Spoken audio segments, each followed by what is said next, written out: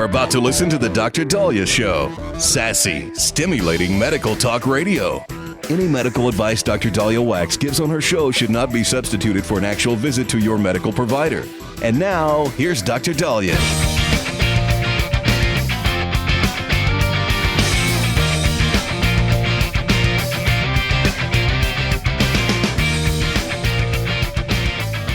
And we're back on the Dr. Dahlia Show, 1-877-Dr. Dahlia, 1-877-DOCDALI.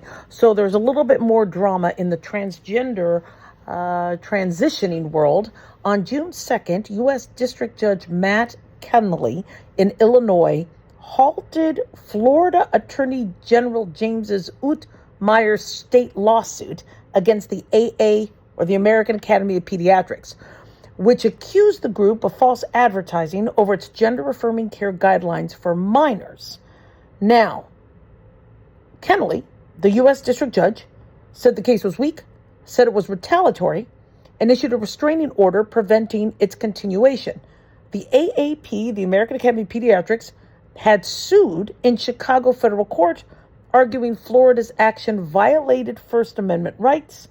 The Seventh Circuit has so far denied Florida's request to lift the block. Sounds like a bunch of negatives, double negatives or triple negatives, so it seems confusing. But basically, the Cleveland Clinic agreed to a 20-year halt on providing puberty blockers, cross-sex hormones, and other gender transition treatments to minors as part of a settlement with the U.S. Department of Justice and Ohio's Attorneys General. The agreement also includes a $308,000 payment and a $2 million for detransition services, resolves allegations of false billing without an admission of liability. Supporters and opponents see the deal as a major precedent in the national clash over medical care for transgender youth, being reported by MSN. However, the AAP has faced mounting criticism for its role in influencing the World Professional Association for Transgenders Health 2022 removal of minimum age requirements for irreversible procedures in their SOC 8 guidelines. Now, Florida's lawsuit and other state actions argue that their guidance lacked strong scientific backing and harmed children. The American Academy of Pediatrics, however, maintains that their policies are evidence-based. Critics say they prioritize advocacy over rigorous science. So this has been now fueling legal cases. So Florida's appeal in the Seventh Circuit is supported by 22 other states, warning that federal courts blocking their enforcement actions could erode state sovereignty. Meanwhile, the American Academy of Pediatrics and allied groups continue to defend gender-affirming care in multiple courtrooms as other legal battles, such as DOJ subpoenas for trans youth medical records and state-level treatment bans. So here's the thing, right, which is absolutely ridiculous. Okay, Europe, other countries in Europe, like the UK, other countries are already restricting transgender youth services and treatment because of the science. So when you hear that the AAP says there's not enough science suggesting risks or suggesting the need to have minimum age requirements, what science are they citing? Especially when the science shows that there are side effects. You put somebody on hormones, they're at risk for blood clots. They're at risk for stroke. If you inhibit a child's ability to grow and develop their muscle mass, develop their bone mass, those are risks. You're affecting their fertility. Of course there's risks. Somebody saying that putting a child through transgender transitioning, it has no risks, is full of it. Absolutely full of it. And when somebody goes, but Dr. Dahlia, there's the benefits versus the risks. Sterilizing a child, not allowing them to develop normally. Mind you, that child identifies as somebody that they are not biologically. We need to provide support. And that doesn't necessarily mean sterilizing them and putting them on dangerous hormones. And the fact that the UK said, look, unless you're in a clinical study, no, we are not going to support this for youths. It's just not, we don't have the science to back it.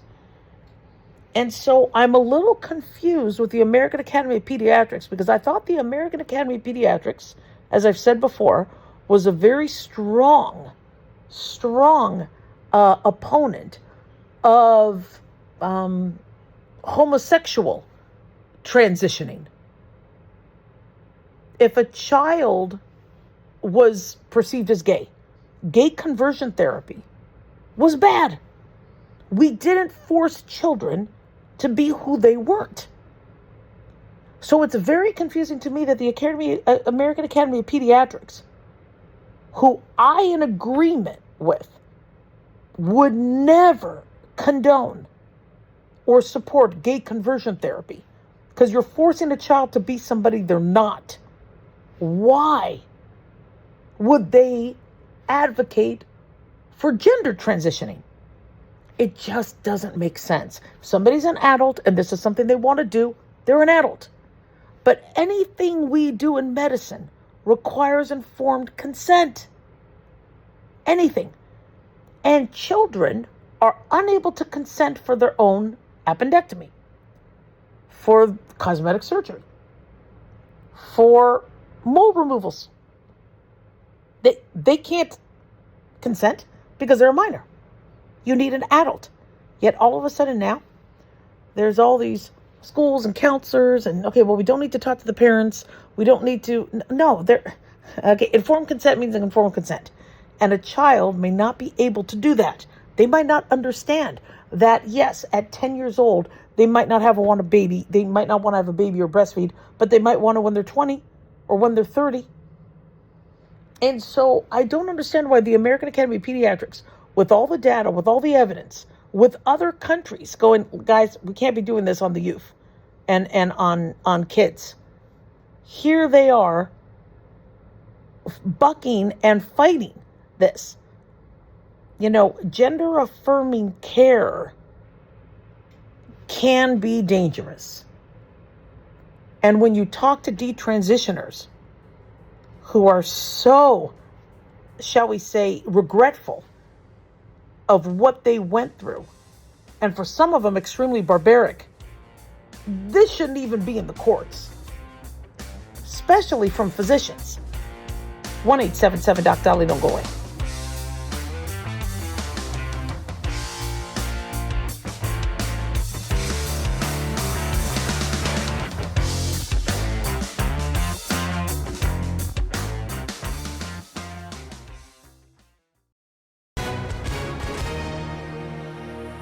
Hi, everyone. If you've been injured in an accident and think you deserve compensation, listen up.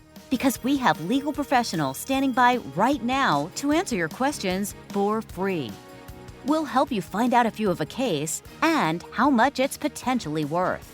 If you were hurt in a car accident, truck accident, motorcycle accident, rideshare accident, slip and fall, or any other type of accident, call our 24/7 hotline now and let us help you find out how much your case is potentially worth. Call 800-978-6800. That's 800-978-6800. 800-978-6800. I'm Gina Hart, here with spokesman Jack Mercer. So Jack, tell our listeners who should give us a call right now. Well, Gina, first off, thank you for having me join you here in the studio. It's always great to answer the listeners' questions. Now, as far as who should call in, anyone who's been injured in an accident and think you deserve compensation, give us a call right now. The call is free, the consultation is free, and with our no-fee guarantee, you pay nothing unless we win you money. That's great advice. Thanks, Jack. And is it true that the Legal Help Center is open 24/7? That's right, Gina. We're open anytime you need us, 24 hours a day, 7 days a week. So if you or someone you know were injured in an accident of any kind, call now and let us help you find out if you have a case and how much it's potentially worth. Call 800-978-6800. That's 800-978-6800. 800-978-6800. Advertisement sponsored by Legal Help Center. Not available in California. May not be available in all states.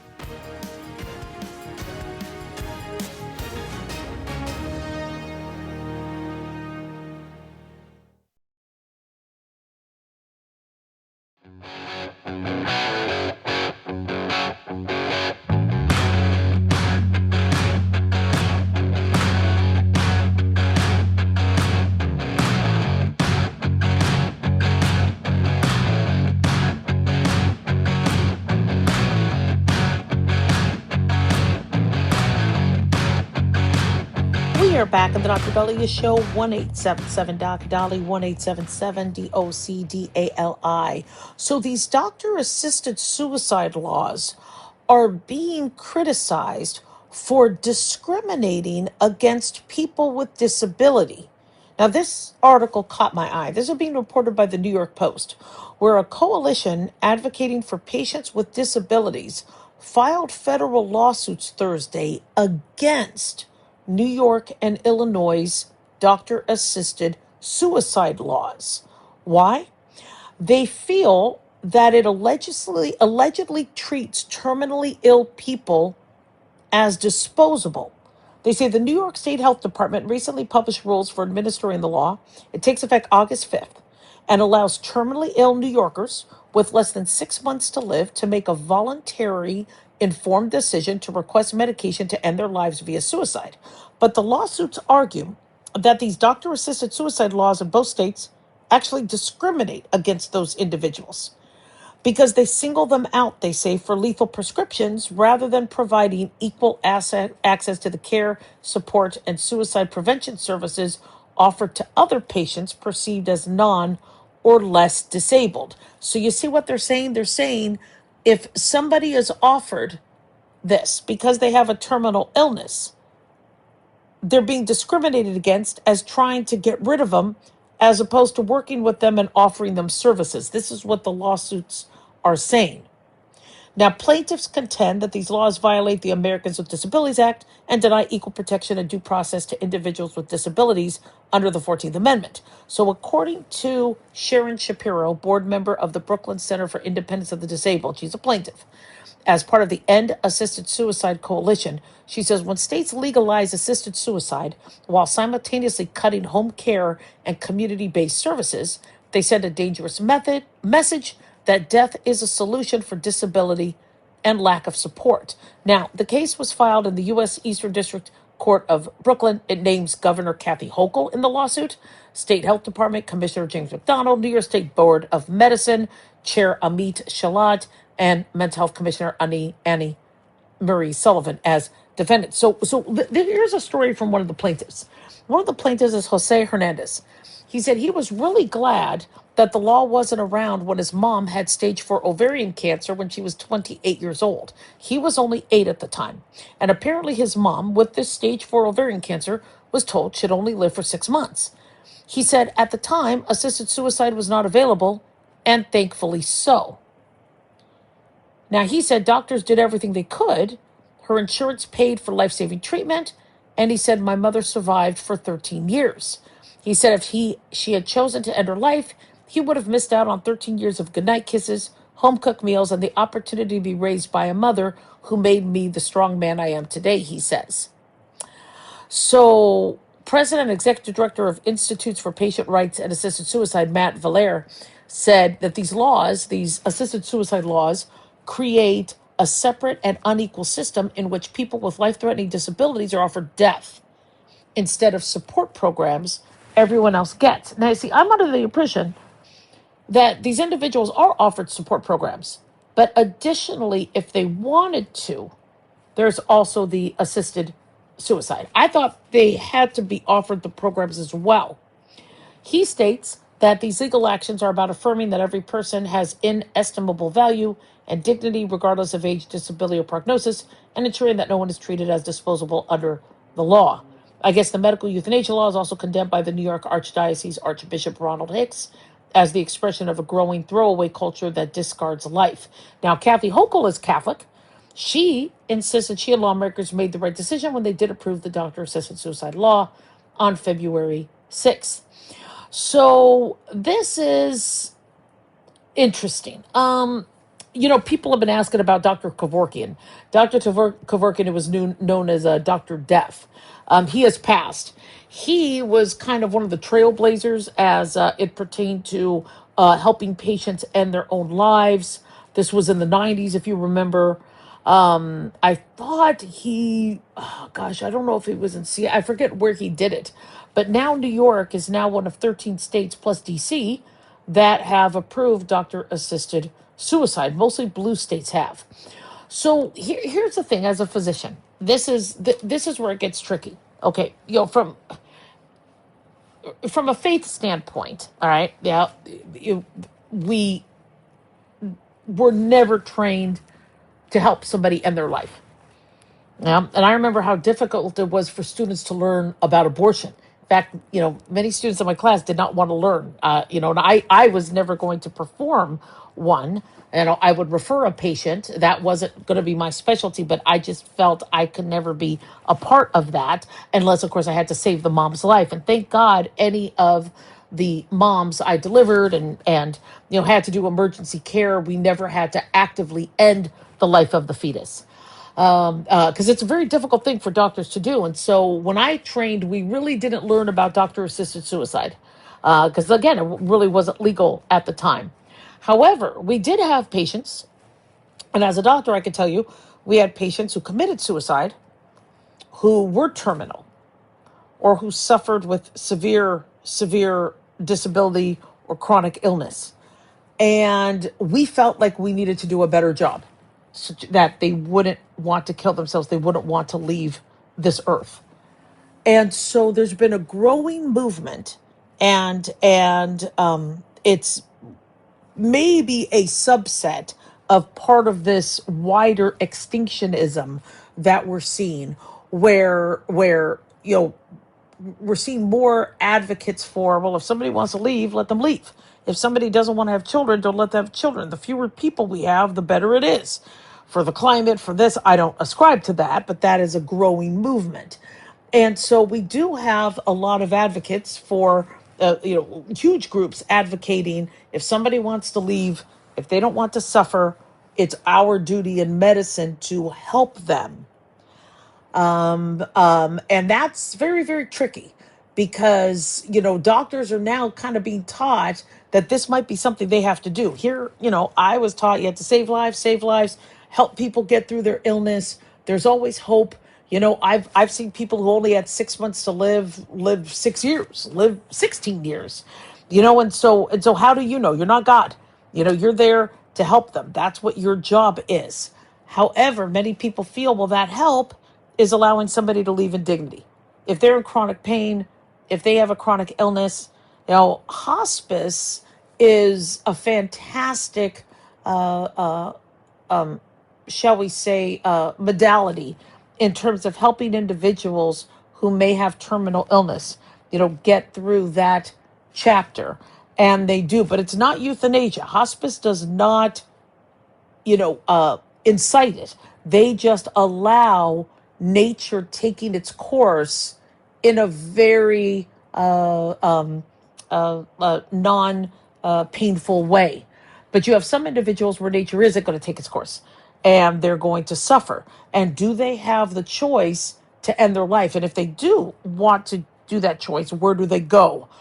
And so, it's not an easy topic, but it's something that we're starting to see go more widespread and become more embraced, especially by liberal states and their medical boards. So it's interesting to see this lawsuit where they're saying if you're doing that, you're almost going to be limiting the access to care by someone who has a terminal illness.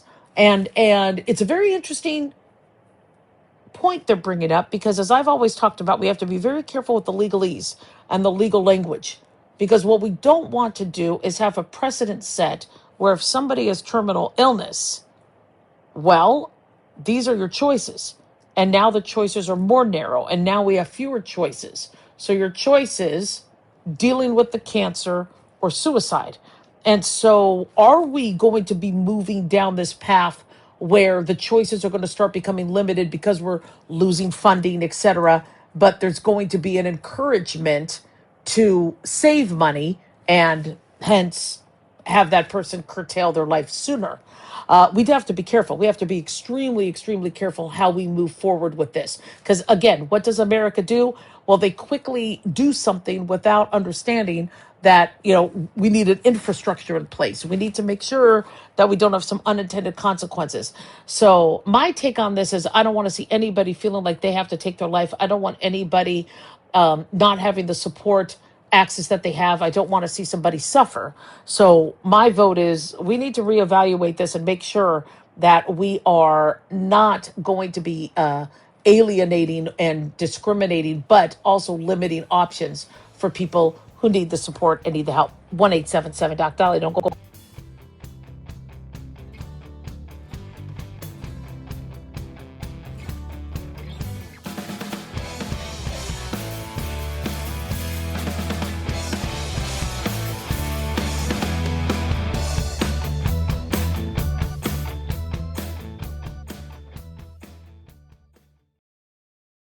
Looking for a gift that can actually help secure someone's future? It's Mark Falter's new book, Common Sense Income Strategies. It makes the perfect gift for that special someone in your life. Mark has helped thousands of hardworking Americans secure their financial future by using time-tested strategies that continue to create wealth, whether the market is up or down. Strategies that will make perfect sense once you take the time to read this powerful book. Common Sense Income Strategies brings to you what Mark has been teaching in person and talking about on the radio for decades. You've worked too long and too hard not to see the fruits of your labor. To learn how to receive your free copy, call 866-764-2635. That's 866-764-2635. Secure your future with Common Sense Income Strategies by Mark Falter. Again, to learn how to receive your free copy, call 866-764-2635. That's 866-764-2635.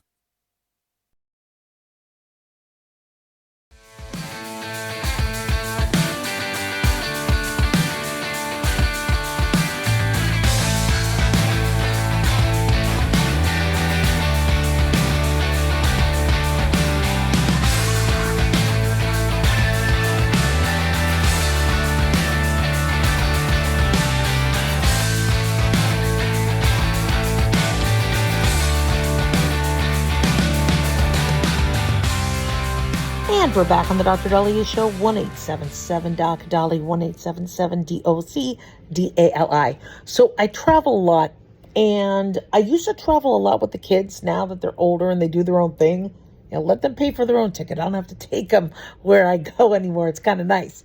I miss them sometimes, though. But traveling with the kids was such a pain. And traveling was one of the reasons I let my kids start going to little video games and tablets. I brought toys, but you couldn't bring enough toys when you travel. When you travel, there could only be so much you could carry. And so once Game Boys came and then phones, it became a little easier because I could have them entertain themselves for hours upon hours on end, whether it's your layover, whether you're stuck on the tarmac or the flight, and they wouldn't bug me. They bugged me, but to a lesser degree. And, I've been kind of looking at what's been happening now with airports. And as our population, not only with kids, but adults, is anti-boredom, there's a big push for there to be entertainment or something to keep people's mind off, I guess, the wait. Now, for me, I'll go for a walk. If I'm stuck at an airport, I'll go for a walk. Let me get my steps. I'll walk around. I don't care if somebody looks funny at me. Maybe I might go and get something to eat, but I really don't like the prices of the food there. You go to Burger King at the airport, and it's like, what, $17? No. I'd rather just buy it outside the airport and sneak it in. But interestingly, there's this whole lounge industry. And I never, bothered with the whole lounge thing, because you had to spend more money. I'm like, I'm not going to spend money on a minute suite or going into a lounge because I'm over, because there's food and maybe you could watch TV or something. I just thought it was a waste. But I guess what they're now doing, and this was an interesting thing that I saw that was starting to happen at airports, is they're coming up with these lounges that aren't so much kind of the fancy, pristine, first class passengers sitting there sipping a martini. They're actually coming up with now these gaming lounges, like Minneapolis, St. Paul. They have this lounge, it's called the Portal Lounge, where it has computers, games, like Mario Kart, things like that. And Minneapolis travelers David Lee and Cassie Yang, I guess, were the ones, I believe, who made this. I haven't really investigated who actually gets credit. But, oh, I see. No, actually, they use this lounge. Ignore what I just said about that. But it's a husband and wife entrepreneurs, Emma and Jordan Walbridge, that came up with this. And I guess they did that because they saw that parents were frustrated. They didn't know what to do with their kids. They didn't know how to entertain them. And so now there's these, in these airports, these places where these kids could play. I'm not too much of a fan of these. Okay, I'm not doing this as a commercial for them. I'll tell you what my concern is with it. And there's a cost to it, because they rent out space. They're doing this. So I guess to use the lounge, I think it's like $18 per half hour, or about $30 an hour, or $45 for unlimited time, something like that. And I'm noticing that people are spending this kind of money. They're spending it on the lounges. They're spending on I've sat in airports before. If you don't like your gate, and your gate is busy, go find a gate that's not busy. I was in Panama City. I don't know if you guys remember, I told you, it took me 2.5 days to get out of that city because my connection was in Houston. Well, there was like a whole second floor of 3 or 4 gates that weren't really being used at the time. So I could go downstairs and do my thing. I could, work on my computer. I could, take a nap if I wanted to. But apparently people are starting to train themselves that they can't sit around an airport, that they can't sit and wait, that they can't be bored. And we do this in our house.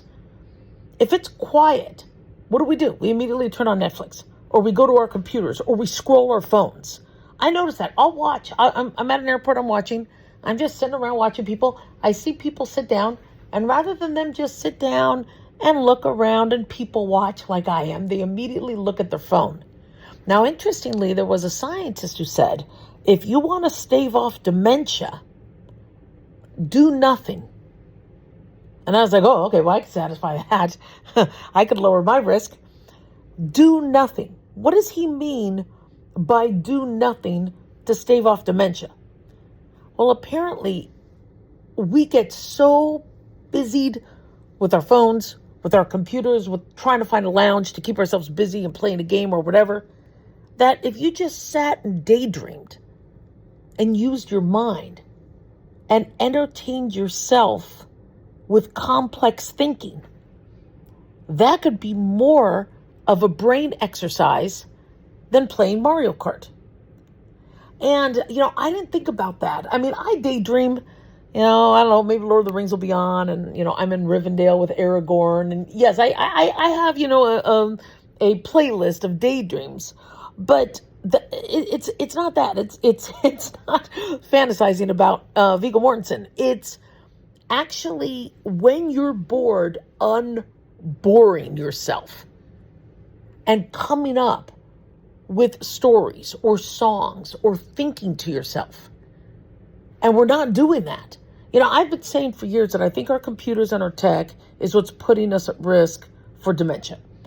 If you ask me what my brother's phone number was, I have no idea what my brother's phone number is, or my sister's, or my other brothers. Now, also maybe it's because I never call them, but I don't even know my best friend's phone number. Because I don't have to. I could just go to my phone. I don't even have to remember birthdays anymore because my phone reminds me. Do you guys remember my birthday's coming up? You guys don't remember it? June 16th. Yeah, big day. Big day. And most of my friends, they don't remember it. If it wasn't for their computer or Facebook reminding them, they wouldn't know. And so my concern is all our use with tech and all our use with computers, we just become lazy. We expect a computer to do our thinking for us. But if we can't think for ourselves, then we don't use the muscle or work the muscle like we need to.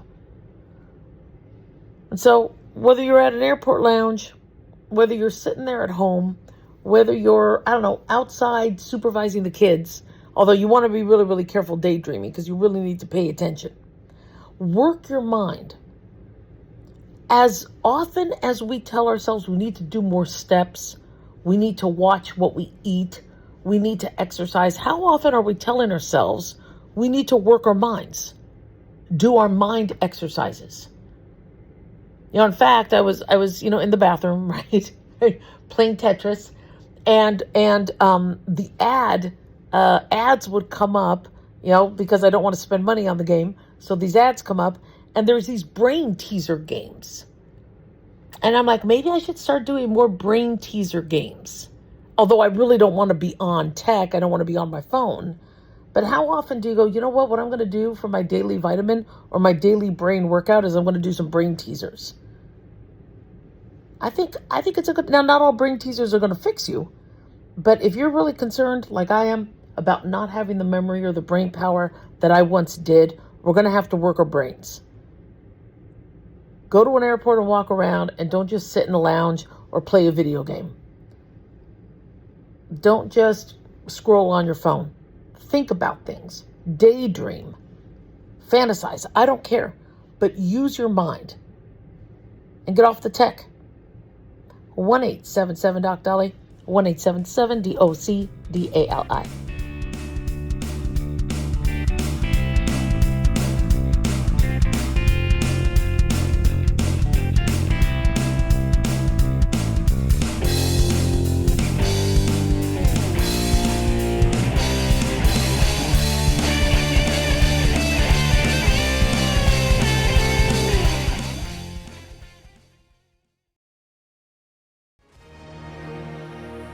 Hi, everyone. If you've been injured in an accident and think you deserve compensation, listen up.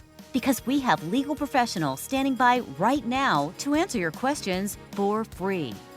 We'll help you find out if you have a case and how much it's potentially worth. If you were hurt in a car accident, truck accident, motorcycle accident, rideshare accident, slip and fall, or any other type of accident, call our 24/7 hotline now and let us help you find out how much your case is potentially worth. Call 800-978-6800. That's 800-978-6800. 800-978-6800. I'm Gina Hart, here with spokesman Jack Mercer. So Jack, tell our listeners who should give us a call right now. Well, Gina, first off, thank you for having me join you here in the studio. It's always great to answer the listeners' questions. Now, as far as who should call in, anyone who's been injured in an accident and think you deserve compensation, give us a call right now. The call is free, the consultation is free, and with our no-fee guarantee, you pay nothing unless we win you money. That's great advice. Thanks, Jack. And is it true that the Legal Help Center is open 24/7? That's right, Gina. We're open anytime you need us, 24 hours a day, 7 days a week. So if you or someone you know were injured in an accident of any kind, call now and let us help you find out if you have a case and how much it's potentially worth. Call 800-978-6800. That's 800-978-6800. 800-978-6800. Advertisement sponsored by Legal Help Center. Not available in California. May not be available in all states.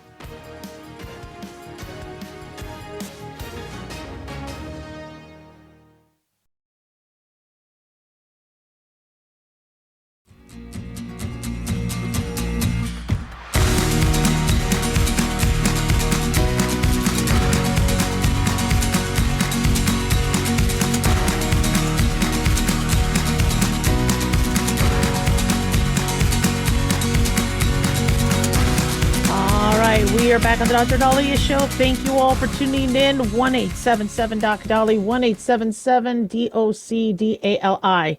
So where's the money?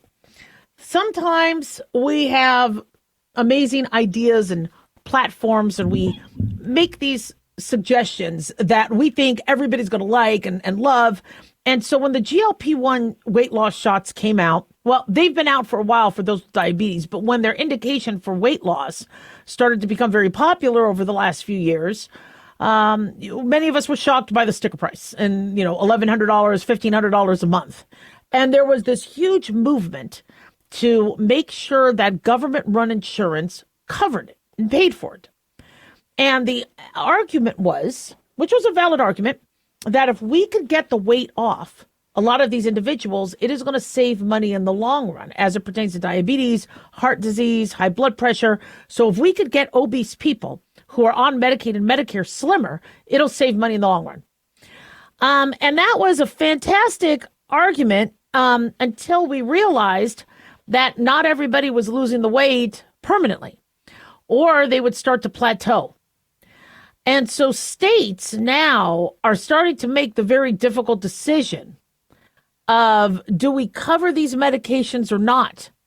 On top of that, even though Trump did a good job negotiating with Eli Lilly and Novo Nordisk to bring down the prices, they're still expensive.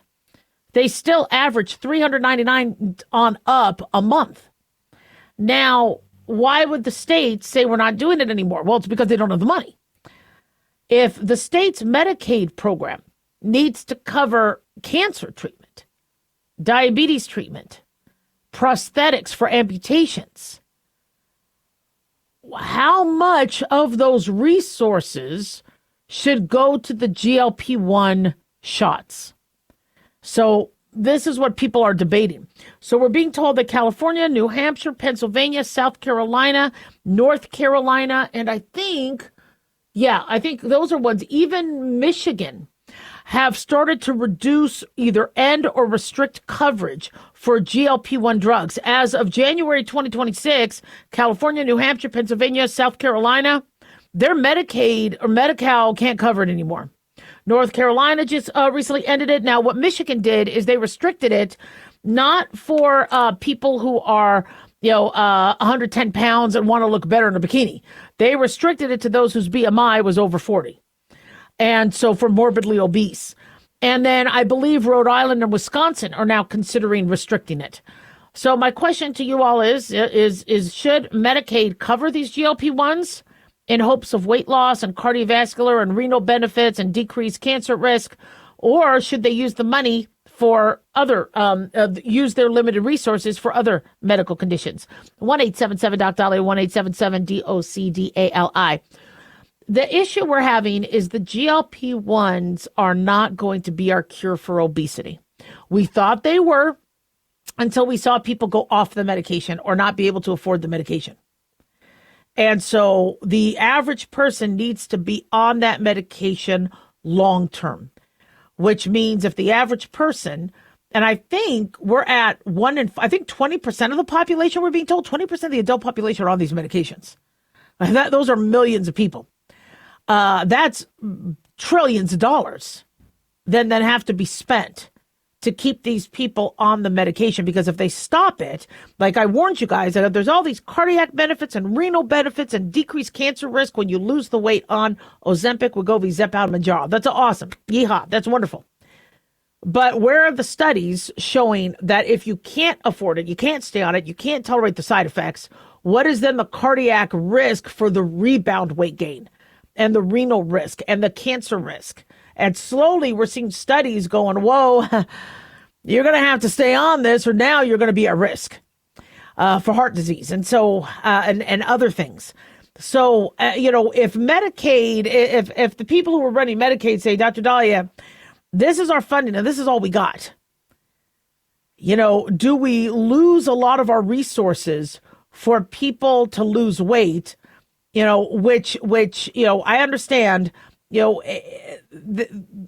many individuals just can't lose the weight. It's very difficult for them. It's a medical condition. But should that money be for the people in the hospital, for people with amputations, cellulitis, necrotizing fasciitis, cancer, lymphomas, COPD, congestive heart failure? If there's only X amount of money, then where does that money go to? I would rather prevent the COPD. I'd rather prevent the CHF, but unfortunately, no matter what we've done with, smoking cessation and all that. Well, one of the reasons why we have such an obesity crisis is because we were so successful in stopping smoking. The idea of, when you're hungry, like Virginia Slims, curb your appetite by smoking. That's what people did for years. I told you I had a patient who was smoking, and I said, "Would you like me to, help you, with your smoking cessation? Are you willing to try something so you don't smoke?" She goes, "Oh, I could quit any day." And I'm like, "Well, if you can, why do you smoke?" She goes, "Well, how do you think I have this body? This is what keeps me skinny." And I'm like, oh man. I go, do you have a cigarette? No. But when we, did a great education campaign and told people to stop smoking, we saved lives. But now you don't see all these skinny people on the beach. You don't see all these skinny people smoking a cigarette. Now you see these skinny people drinking soda, having their lattes, and they're taking in calories. So, when I was told the taxpayer dollars would go to these medications, I knew there was going to be some drama with that. Because if you come down with cancer or a heart condition and you took care of yourself, you should be first in line to get your tax-dollared, benefits and help, whether it's from Medicare, Medicaid, if you did work, your taxes went to that. If you aren't working, then no, you're not contributing to it. But, I would think the most sick and the individuals that need intervention where there's no other option should be the ones to have access to that Medi-Cal money or Medicaid money. But there's an argument to, well, if we could make people skinny, let's see what happens. But it looks like these states can't afford it. It looks like they just can't. And with that, now we, are having this drama. They say 16 state Medicaid programs are now stopping it. I just named some of the states. New York City's health insurer stopped covering them for city employees in 2025. Boston's, government insurance is also considering limiting it. They say Medicaid spending on GLP drugs in Pennsylvania alone was $1.3 billion in 2025.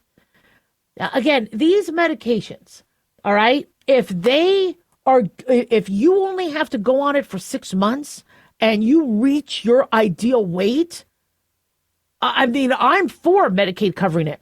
But if you're plateauing after your average 20-some pounds, because if you read the studies, the average is like 20-some pounds. Well, that's fantastic. 10% of your body weight. If you're over 200 pounds, that's huge in terms of, medical health, but it's only 20-some pounds. And then after people lose that, they don't lose more on average. And now you're forced to still taking it or you rebound. That's going to be a waste of money. That we need to find a better weight loss drug.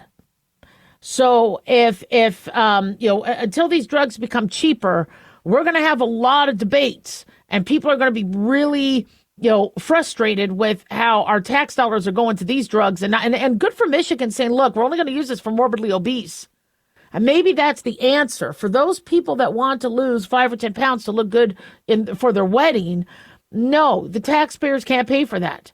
But for those individuals who are morbidly obese and they could have comorbidities that could cost the state more, they should have the access to that. Now, that has also brought a question where people said, well, what about bariatric surgery? Shouldn't we, if somebody's using the government dime, suggest bariatric surgery? We don't want to force anybody into a procedure that they don't want. So no, I'm not a fan. I'm not a fan of forcing it, but giving it as an option, absolutely. Especially that might be cheaper in the long run than these GLP-1 drugs. 1-877-Doc-Dolly. Don't go away.